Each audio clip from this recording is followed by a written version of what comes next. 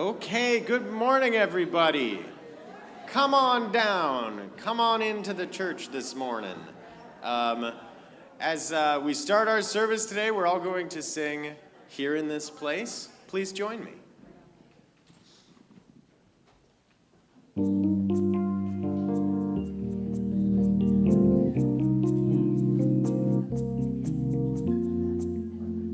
Here in this place, we come together, feeling the presence of God.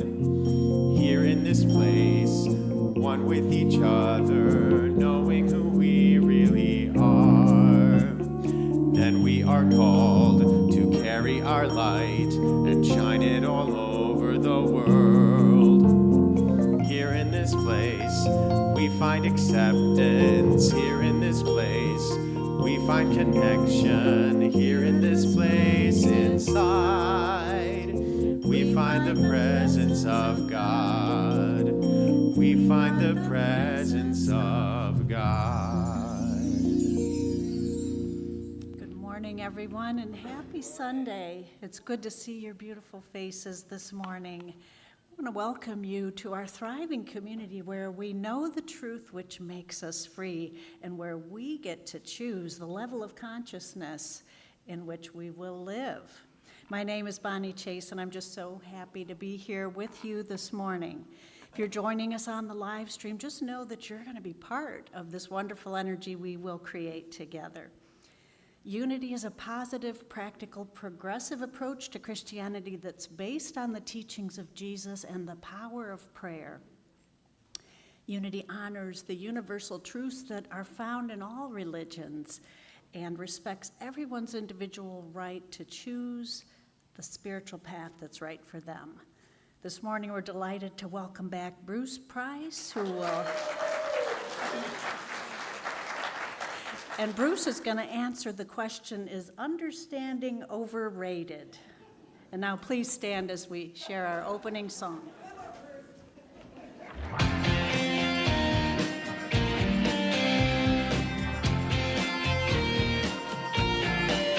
I am free, I am boundless.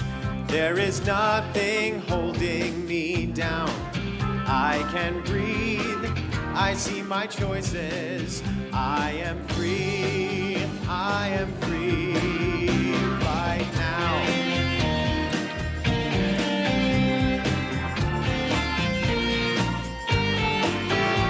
Unobstructed, unrestricted, unconstrained and unattached, unimpeded. I'm on the loose, I'm off the hook, no looking back. I am free, I am boundless. There is nothing holding me down. I can breathe, I see all choices. I am free right now.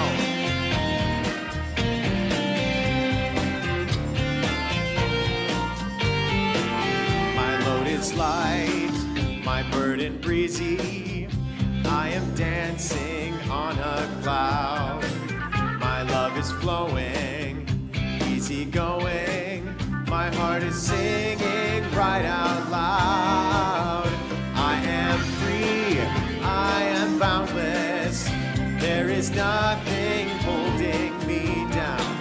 I can breathe, I see my choices. I am free right now. We're given life, liberty, and the pursuit of happiness as whole parts of God, endowed by our Creator. The way is clear, and it cries for our wisdom. We are untethered as we reach for something greater. I'm sailing smooth on the open sea of endless possibilities. So much good lives in and round me. I freely choose and let it be. I am free, I am boundless. There is nothing holding me down. I can breathe, I see my choices. I am free, I am free right now. I am free, I am free right now.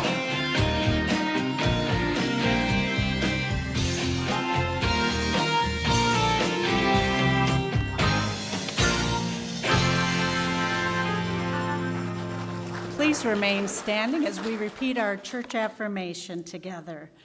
I am free with the freedom of spirit.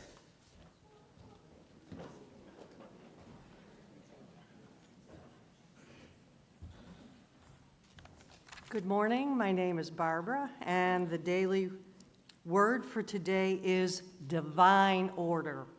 And the affirmation is, during times of uncertainty, I trust in divine order. How often have I felt disappointed when something did not work out as I had planned or hoped, only to discover a blessing I had not anticipated? Understanding that a seeming obstacle may actually be an unrecognized opportunity, I resist the temptation to wonder why the setback is happening. Instead, I pray, asking what is mine to do. I may receive guidance to wait for a better time to pursue my plan, or perhaps an insight will arise out of what appeared to be failure, showing me a way forward that will accomplish even greater good. Affirming divine order keeps me patient and trusting in right outcomes in all situations. The scripture for today is from 1 Corinthians chapter 13, verse 12. For now we see in a mirror, dimly, but then we will see face to face. Now I know only in part. Then I will know fully, even as I have been fully known. Let us repeat the affirmation together. During times of uncertainty, I trust in divine order.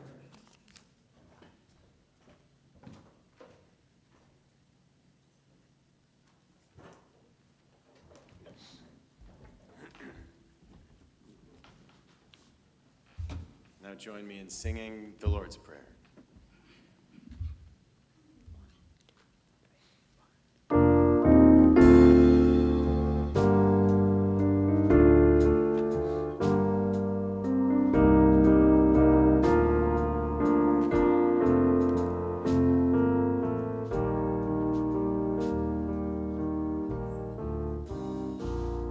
Our Father who art in heaven, hallowed be thy name. Thy kingdom come, thy will be done, on earth as it is in heaven. Give us this day our daily bread, and forgive us as we forgive others, and leave us not in temptation, but deliver us from evil.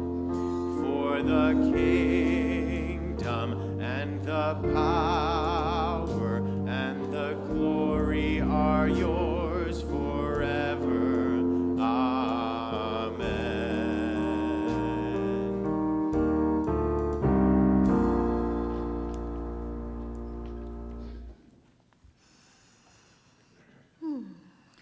Let us now enter into this time of prayer. Close your eyes if you are comfortable and bring into your heart space Unity's theme for this month, freedom. Breathe in the divine inflow of spirit and allow your words, my words, to be your words. From Romans chapter 6, verse 14. For sin will have no dominion over you, since you are not under law, but under grace. Prayer is my path to freedom. When I am plagued by the sins, the error thoughts of my 100% human side, I can go inside and remember my true Christ nature, my 100% divinity. In prayer, I can deny any thoughts of lack and be free to affirm and make manifest my abundance. I can deny disease and be free to affirm my wholeness. In prayer, I can deny fear and be free to affirm courage to meet any situation with grace.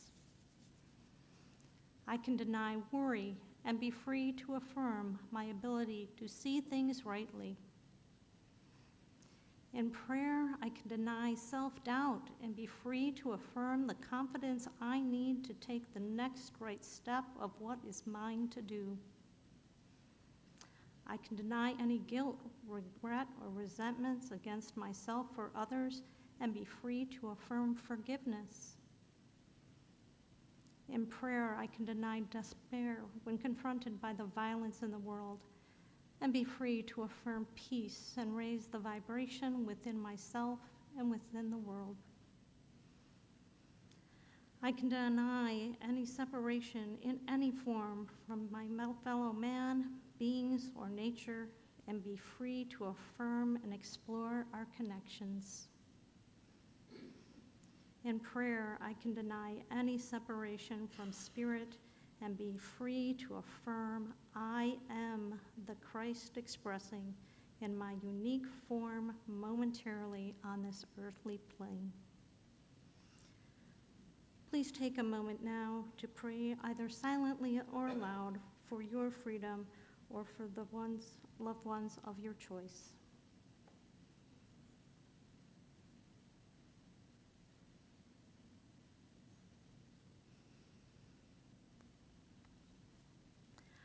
From 2 Corinthians chapter 3, verse 17. Now the Lord is the Spirit, and where the Spirit of the Lord is, there is freedom. And we live gratefully into this freedom. Amen. Please join me now in the July community prayer. We align ourselves with the truth that our freedom begins within ourselves. It is our being aware of our true spiritual nature, knowing that our spiritual beings, we have been blessed with everything to experience the fullness of the kingdom. We express ourselves freely and are so grateful, and so it is. My name is Shannon Hoffsmith, and Joanne Gerhardt and I will be in the sanctuary after service, so you can come and pray either for yourself or your loved ones with any celebrations or concerns. Please do not forget any of the many ways that we have to pray with you: the 8 a.m. prayer call, our website, the prayer boxes, silent unity. Prayer is the foundation of unity. And in prayer, we find our truth. And as our way short has told us in John chapter 8, verse 32, and you will know the truth, and the truth will make you free. Amen.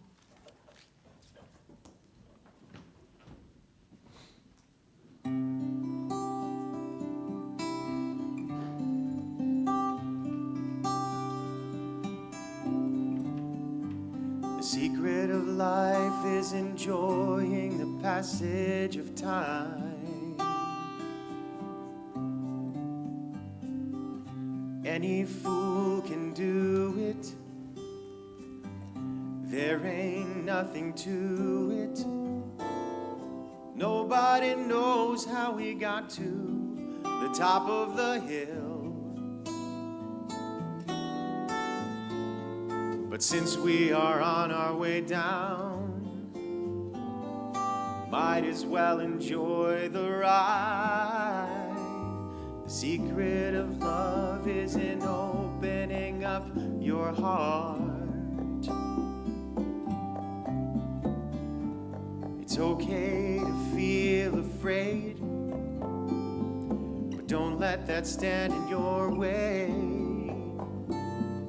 'cause anyone knows that love is the only road. And since we're only here for a while,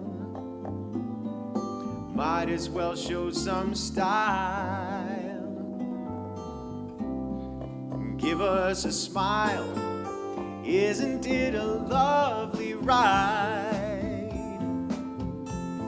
Sliding down, gliding down. Try not to try too hard, it's just a lovely ride. Now the thing about time is that time isn't really real. It's just your point of view. How does it feel for you? Einstein said he could never understand it all. Planets spinning through space, the smile upon your face. Welcome to the human race. Some kind of lovely ride. I'll be sliding down, I'll be gliding down. Try not to try too hard, it's just a lovely ride. Isn't it a lovely ride? Sliding down, gliding down. Try not to try too hard, it's just a lovely ride. The secret of life is enjoying the passage of time.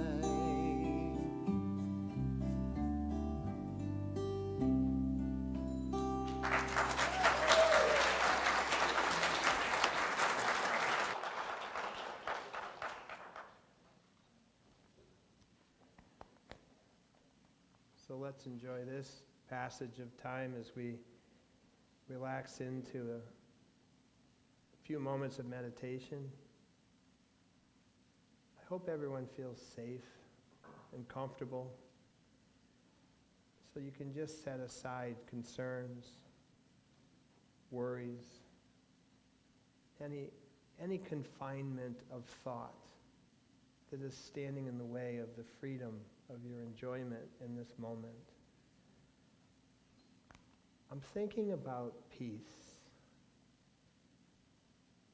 Peace begins with me. So I choose to practice feeling peace right now. All is well in this moment, in the passage of this time. I'm holding this idea in my heart to accept myself as I am in peace, to accept others as they are.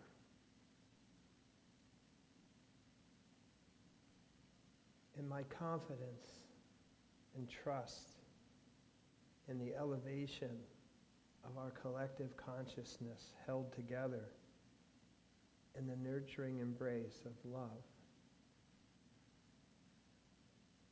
You are loved. It is true. Just let that sink in. You are loved. And you are love.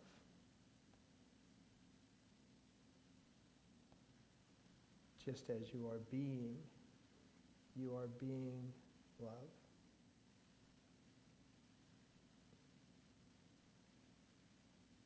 So let's just take that thought into the silence. I am love.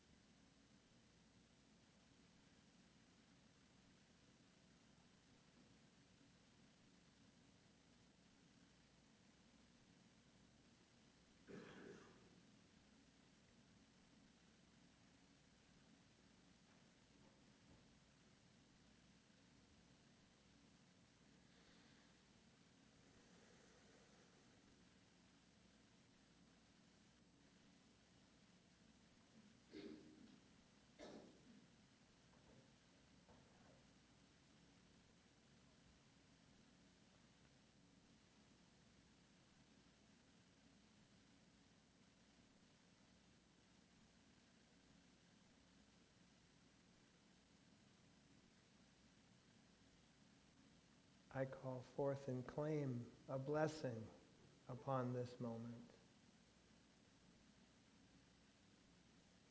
The shining light of love coming through the Creator, through the way shower, into our hearts. I hope you feel nourished, revitalized, and ready to move in love and in peace.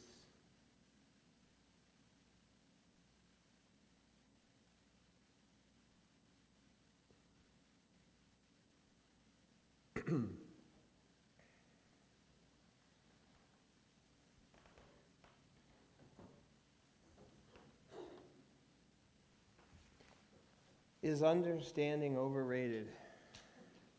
I think so. But, as I was thinking about understanding over the last few days, thinking trying to understand how to talk about it, I started to realize there's a lot of different interpretations of what understanding is. It made me think of the Princess Bride and Inigo Montoya when he says to the Sicilian, "You keep using that word. I don't think that word means what you think it does." In that case, the word was inconceivable. But I think understanding is, for example, have you ever heard the phrase that ignorance is bliss? All right, so I'm doing a survey. So when you hear that phrase, do you feel like it's a compliment? Not usually, right? And why is that? Well, our understanding of the word ignorance is generally that it's sort of a negative thing to be called ignorant. We probably have Dan Aykroyd to thank for that. But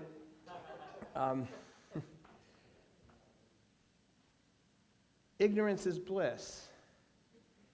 First of all, I want to clarify understanding from my perspective. Ignorance is not a bad thing at all. It's just a state of being. You either know or you don't know. And if you don't know, you're not aware, that just means you're ignorant. It doesn't mean you're stupid. But we tend to conflate ignorance and stupid. And so, stupid means you don't have the ability to know. Ignorance means you just don't know yet. And maybe you don't need to know. But back to, maybe stupid's a little overrated too, or underrated, because if you don't have the ability to know, you don't have the ability to worry, right? And I think about all the things that I worry about that I think I understand, or I think I need to understand, and yet somehow I think I have an oversized ego because I think I'm supposed to do something to fix it. And yet most of it is well beyond my ken or my ability. And so it's kind of nice sometimes to allow yourself to just be ignorant and not need to know, not need to prove to others that you know, and just be free to trust in faith that all is well and it's unfolding. And I have a role to play, but sometimes when I try to solve the big issues, I miss the point of the small issues right in front of me that I can have a big influence on. So all I'm saying is that bliss is not a bad thing. Maybe I could be a little more ignorant. But since I know things, then I have to actually actively kind of forget them. And we know how to do this in Unity. We use things called denials. Like, that looks like it's true, and I know I'm all worked up about that, but that's not mine to do. What is mine to do is to be me and to be who I am and to shine my light through my understanding. I think it's important for me to try my best to understand me and my path and be open to understanding yours. But we use it a little bit differently sometimes. But I just want to start by saying we are in good company. if we don't understand, if we're confused. How about the disciples? For those of you that have spent a little time reading some of the stories of the Gospels, the disciples seemed to be perpetually confused by what Jesus was trying to tell them. But what does that mean, Master? And what does that mean? And everything's being told in parables. And the guys are like, yeah, that was a great speech. But, like, what does it mean? He's like, oh. Like, you have ears, but you don't hear, you know? Anyway, there's lots of examples that they didn't understand exactly the depths or the meaning of what he was saying. And yet, in a certain way, I would say everything turned out just fine. Don't you think? I mean, here we are. It's July, so we're talking about understanding. Guess what color understanding is? And Thomas, doubting Thomas, right? He's our guy for this. He's our hero for understanding.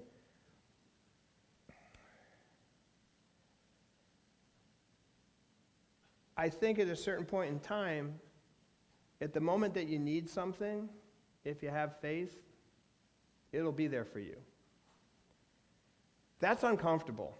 I'd like to understand how. I'd like to understand why. A friend of mine recently lost her partner.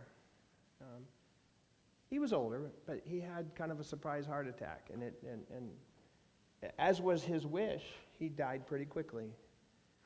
And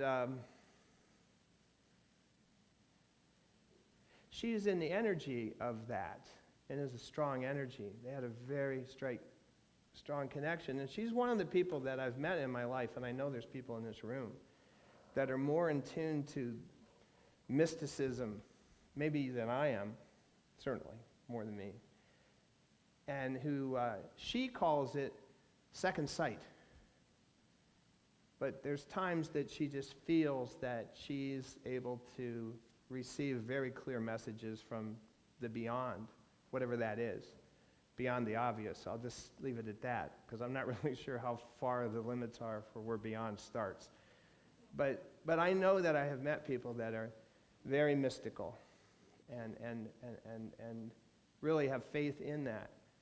And she was feeling that very strongly in the energy of his soul, or whatever it is, being very present in her consciousness. And I mean, to me, I don't have to understand that to accept that she's having that experience. But she talked about it a little bit interesting relative to understanding, and she said, you know,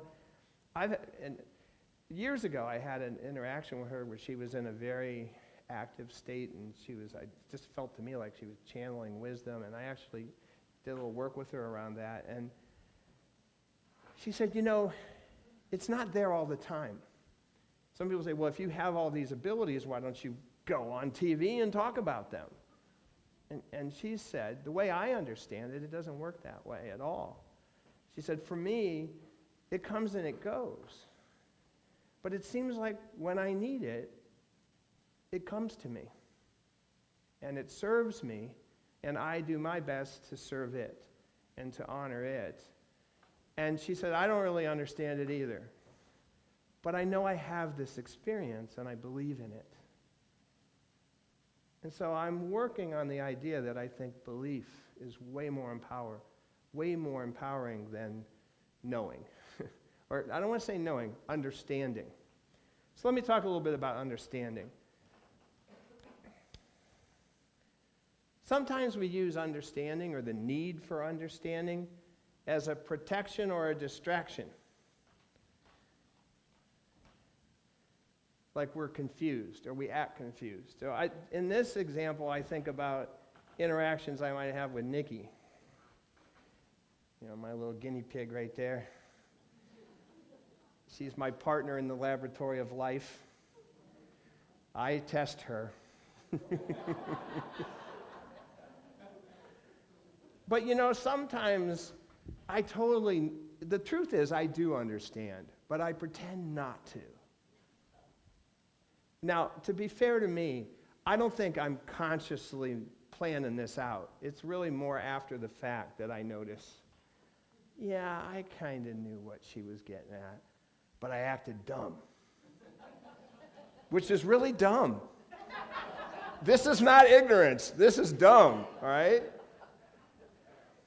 It reminds me of a story that a great teacher of mine told me once about he and his second wife. He had 4. He never gave up. He kept learning. So they're having, the way he described it, I don't remember the exact words that he used, but basically they were having a difficult discussion. And they were going back and forth, and it was tense. And in the moment, just in a certain moment, the woman just started crying very uncontrollably. And then he said, I felt bad. And I'm like, oh, you must be sad because I'm being so mean, because I don't understand you. And she said, no, that's not it. Yes, you are, but that's not it. She says, I remember a time in our relationship that we were just so unified and so connected that we would never have a misunderstanding like this. Like we just were so close and knew each other so well, and now I realize that's gone. And that's why I'm crying.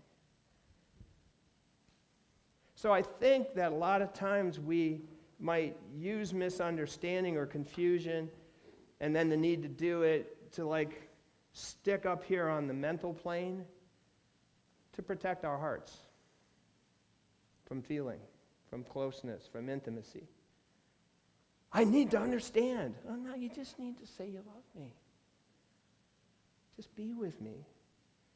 You don't need to understand me. So sometimes I think that's where the intellectual power just overrides the spiritual and the emotional. For some reason, the confusion is, can we risk loving each other? Can I be that open? Can I be that vulnerable?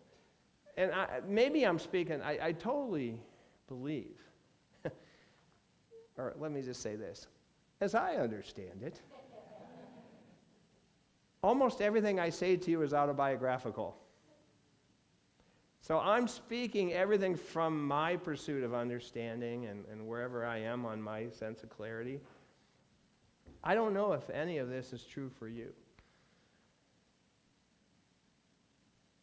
But I will go on. So in any case, in this pursuit of needing to understand, we can stop ourselves from moving. We have a term for this. We call it analysis paralysis. Right. So, has anybody ever? Don't have to raise your hand. Just the inward journey. But, so I'm just thinking from a standpoint of understanding. I'm like, I need to understand before I can move. I need to understand before I can move. I need to understand before I move. No. You don't. I don't. You kind of can trust. First of all, you just know what to do. In fact, how many times have you said, I should have trusted my gut. I felt like I should do this, but I went ahead and did this anyway, and now I have regret. So our intuition is strong.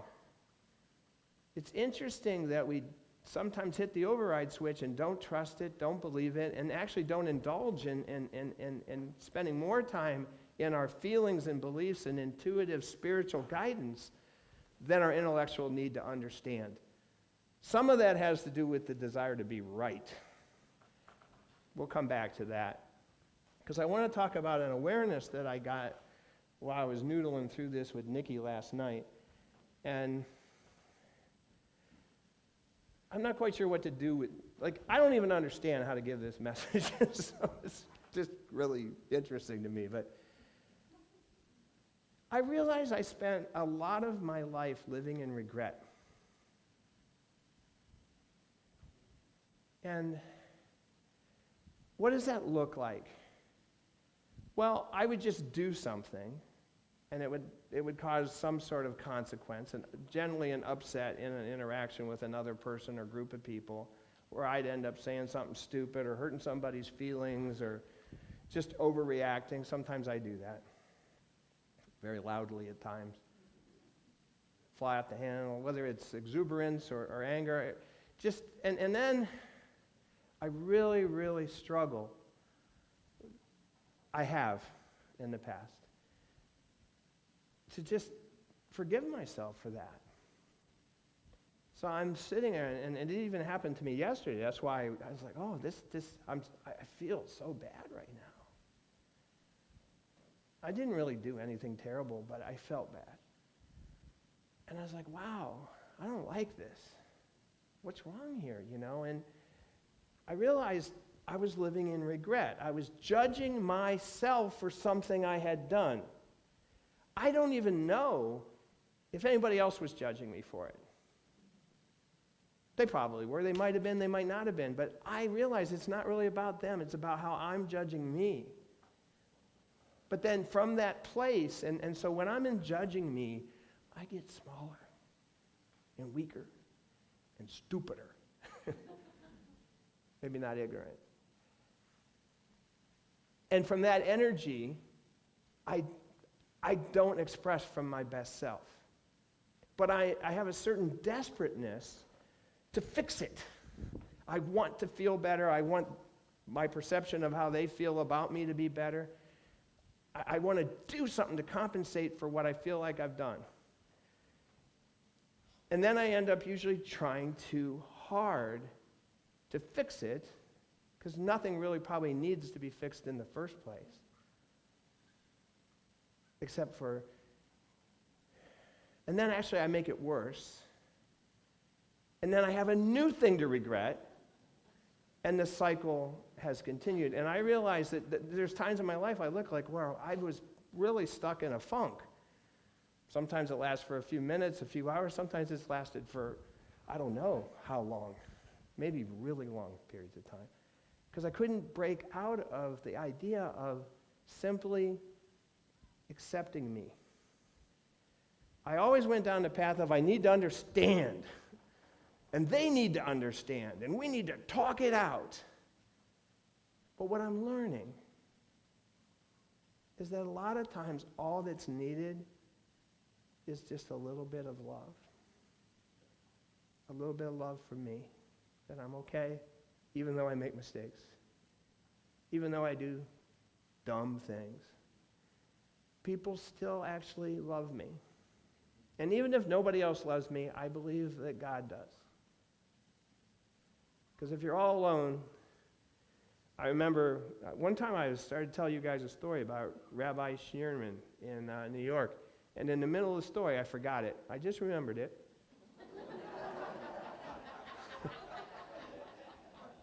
So if you were here that day, you're going to get understanding. And if you're... But a woman had come to him, and she had recently been widowed, and she was just devastated, and she was just sad and all alone.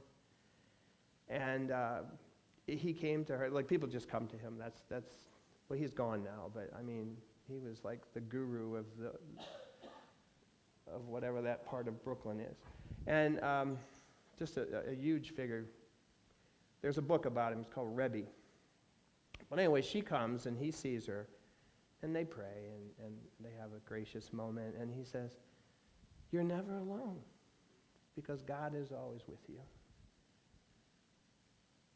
And that flipped a switch for her. She went from being a prisoner of her thoughts of aloneness and sadness to like knowing that, yes, I have a reason for being. I have a connection with my God.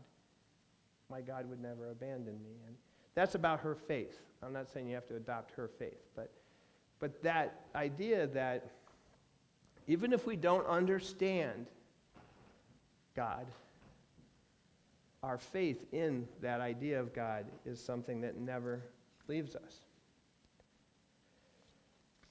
So anyway, the whole thing about the regret kind of got me thinking about how much of me and the things that I do is a compensation for my insecurities. You know, and I realize I picked up a lot of these barnacles along my journey about this and that. You know, somebody yelled at me when I was little, and I got the idea that I was no good, and then, you know, then I tried something and I failed, and I said, well, I shouldn't try things, I'll just mess it up. We all have this history of whatever we've done. And I don't mean to put this on you, but you've probably got some insecurities. And other people have the ability to trigger them. And so the thing is, well, what do we do with that? You know, do we need to understand that? Maybe. But what if I spend a little less time trying to understand why I've done the things that I've done, and invested that time in how will I do the things I want to do? Forward looking, I mean, I think the past, and I'll say it again, the past is only relevant to the extent it informs the present. So if I can't get lost in my past trying to understand all these things that happened, but I can say, okay, I won't put my hand on a hot stove again. That's useful information in the now, if I'm near a stove.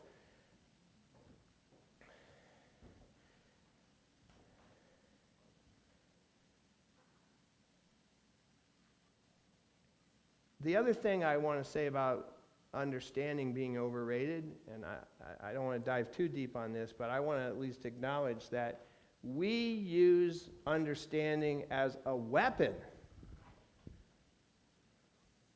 rather than a tool.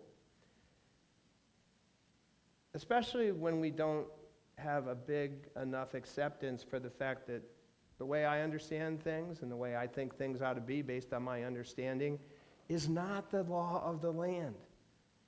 That you, and you, and you, especially you, have your own understanding of how things ought to be.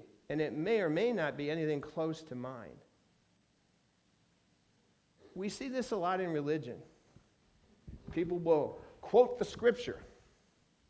It says right here that this shouldn't happen, and therefore you're bad and evil, and I'm righteous because I don't do that. That's how I understand the Bible, and that's how I understand that you're going to hell. This happens. And this is easy to laugh at because I'm really caricaturizing it, but we do this in very subtle ways where people just aren't showing up the way I understand that they should. We might use the word expectation. Remember, Inigo Montoya? I don't think that word means what you think it does. A lot of times our understanding is really a projection of our expectations onto others. This does not create peace. It does not create closeness. But we slough it off, and I'm just trying to understand here. I'm saying you don't even need to understand to know what to do. Love others as you love yourself. But before you do that, take a step back and really practice allowing yourself to love yourself. Because the problem is that most of us do love others the way we love ourselves, which is not very nicely. You know what I'm talking about? Is there any understanding here? I know I'm making it a little confusing, but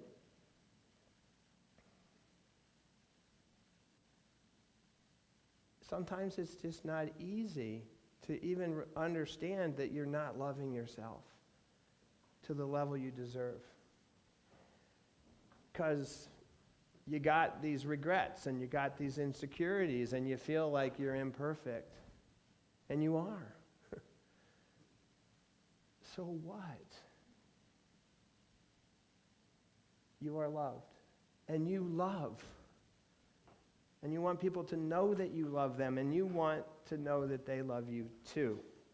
You know, we're born into a kingdom of riches, and we live like paupers because of what we choose to believe. We are prisoners of our own thoughts so many times.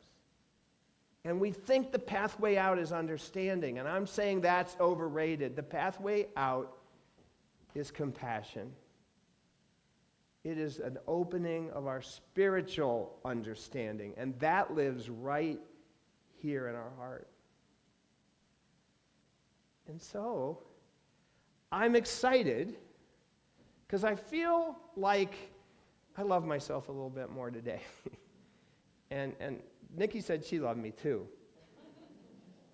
I don't want to put that out there because not everybody has a Nikki, but it sure does help to have someone who can reflect back to you what they see in you. That's really nice. So, I love her. I love you, Nikki. I love you guys too. I don't understand how I show it.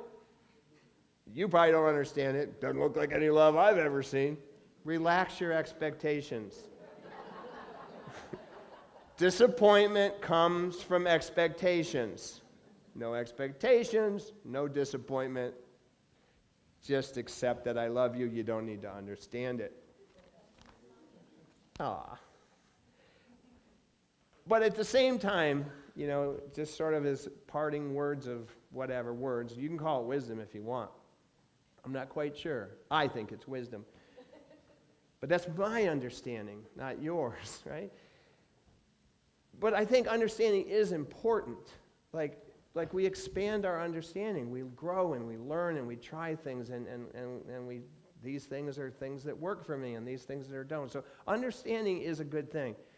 If anything, I'd just like to relax the need for understanding.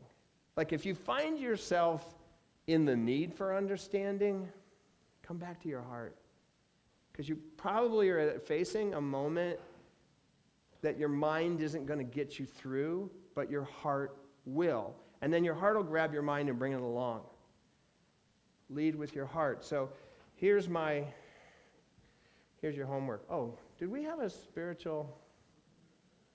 Yeah, I think I'm talking about this. Because how many times you think, I know it's like this. It's like, wait a minute, maybe it's not. Understanding, I think, is what I'm saying is very relative, and also it's very fluid.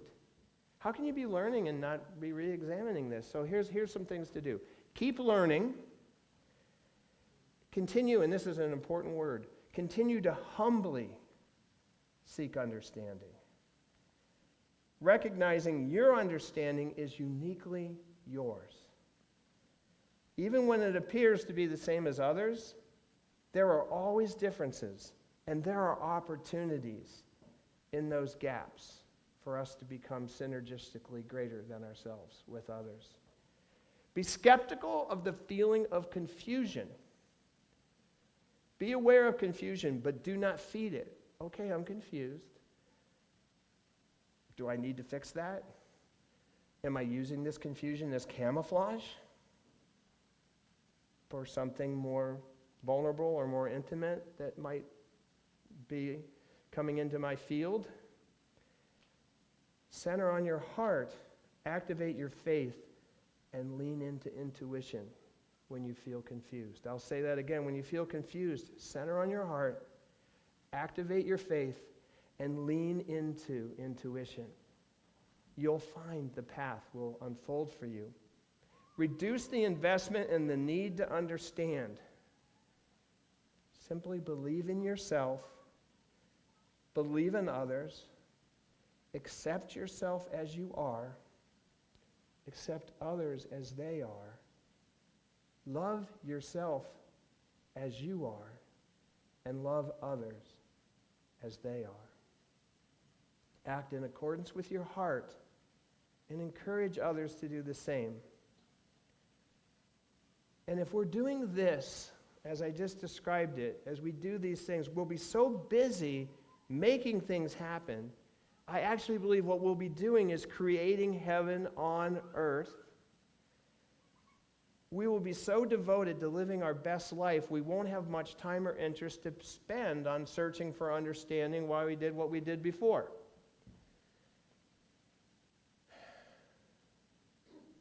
There's 12 powers. Are they all equal? I don't think so.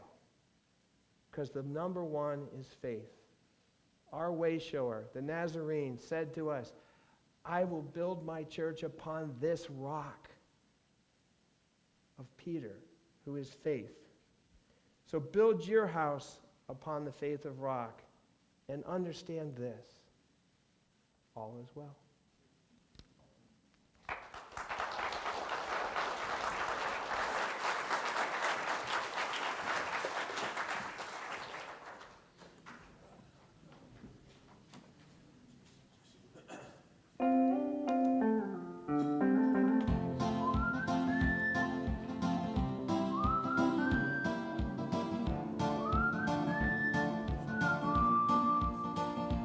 If this life is one act, why do we lay all these traps? We put them right in our path when we just want to be free. I will not waste my days making up all kinds of ways to worry about all the things that will not happen to me. So I just let go of what I know I don't know, and I know I'll only do this by living in the moment, living my life easy and breezy, with peace in my mind, with peace in my heart, peace in my soul. Wherever I'm going, I'm already home, living in the moment. I'm letting myself off the hook for things I've done. I let my past go past, and now I'm having more fun. I'm letting go of the thoughts that do not make me strong, and I believe this way can be the same for everyone. And if I fall asleep, I know you'll be the one who'll always remind me to live in the moment, to live my life easy and breezy, with peace in my mind, with peace in my heart, peace in my soul. Wherever I'm going, I'm already home. I can't walk through life facing backwards. I've tried more than once to just make sure, and I was denied the future I'd been searching for. So I spun around and hurt no more by living in the moment, living my life easy and breezy, with peace in my mind, with peace in my heart, peace in my soul. Wherever I'm going, I'm already home. I'm living in the moment, I'm living my life, just taking it easy, with peace in my mind. I got peace in my heart, peace in my soul. Wherever I'm going, I'm already home. 'Cause I'm living in the moment, I'm living my life, just taking it easy, with peace in my mind. Got peace in my heart, peace in my soul. Wherever I'm going, I'm already home. I'm living in the moment.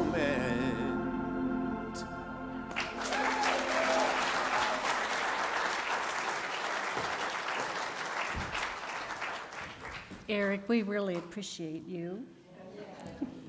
And Bruce, thank you for sharing a new way for us to consider the idea of understanding. Throughout our service this morning, we've raised our consciousness into the knowing that there are no shortages or limitations in God or in the truth. And so from that awareness, we recognize prosperity is the creative flow of wisdom, guidance, and substance. And we're so grateful for your enthusiastic giving from that high consciousness to this place where we receive our spiritual inspiration. Please bless your offering as we affirm together, I celebrate divine abundance. Okay, and let this song lift you out of your seat as the offering plates go by.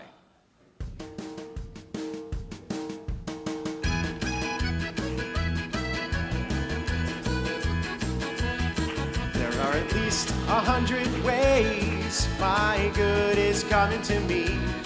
There are at least 100 ways my good is coming to me. There are at least 100 ways my good is coming to me. There are at least 100 ways my good is coming to me.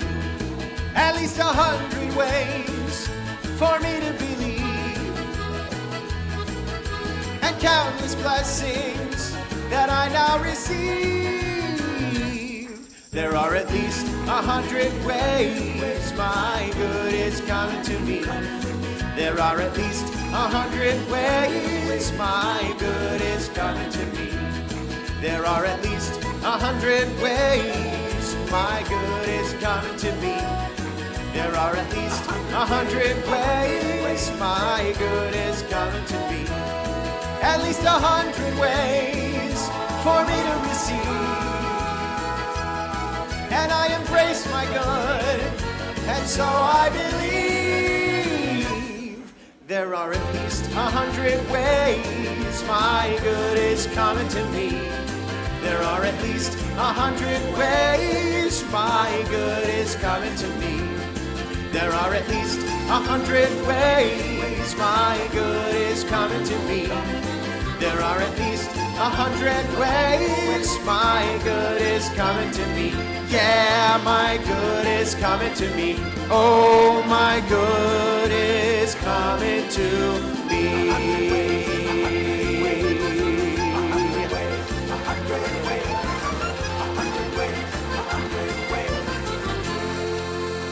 Please be seated. We dedicate these gifts and prayers and the awareness that we are in the divine flow of life and abundance. We envision our donations doing great things for USC, Westlake, and the greater community. Amen. As our minds are lifted into truth, we share our empowering search team affirmation. All together with open minds and hearts, centered in God's love, empowered in the truth that we are one in spirit, I am gratefully aligned with the high consciousness of our new minister in divine order, and all is well. USC practices tithing by giving a portion of our offering to several organizations, including one we pick each month. This month we'll be giving 2% of our offering to Life, bless you, a dementia-free foundation. This week, our Sunday shout-out goes to the Noon Meditation Group. This group's been holding sacred space here in our church at noon in the Garden Chapel every Wednesday for several years.